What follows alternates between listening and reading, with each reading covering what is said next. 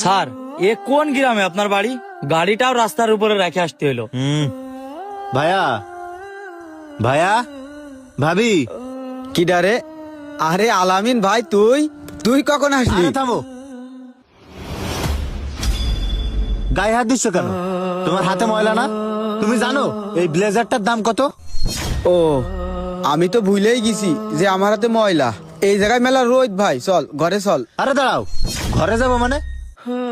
এই ঘরে কি মানুষ থাকে? তুমি তো একটা ভিখারি, আর আমার মতো একটা মানুষ এই ঘরে থাকবে বুঝি? আর যে ঘরটা আছে এটাও তো আমার ঘর।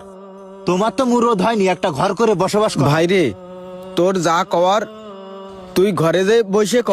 এই জায়গায় মেলা রোদ, তুই ঘাইমে যাবি, চল ঘরে চল।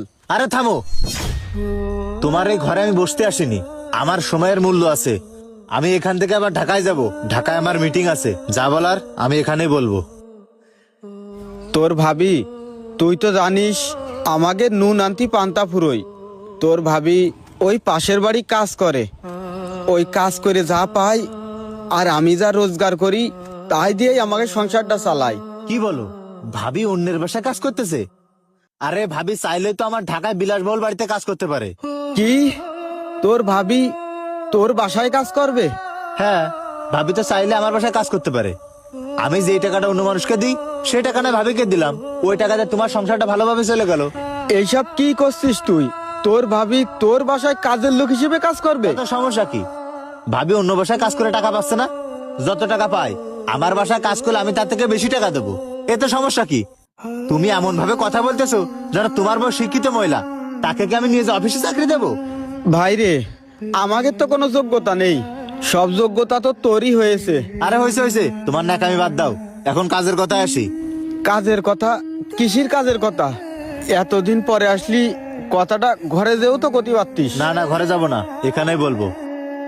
আমি আমার ভাগের জায়গাটুকু বিক্রি করতে আসছি। কি করছিস ভাই?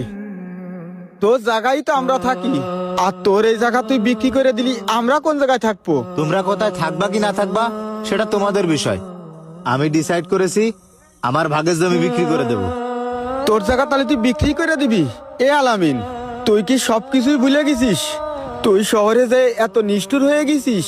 তোরে আমি ছোটতে এত বড় করেছি, নিজে খায়ে না খেয়ে তোরে পড়ালেখা শিখাইছি, আমার মাঠের জমি বিক্রি করে আমি তোরে চাকরি দিছি, আর আজকে তুই সবকিছুই ভুলে গেছিস ভাই। আরে থামো, তুমি মানুষকে শোনাচ্ছ যে তুমি আমার জন্য জীবন অনেক কষ্ট করেছো? কি করেছো তুমি?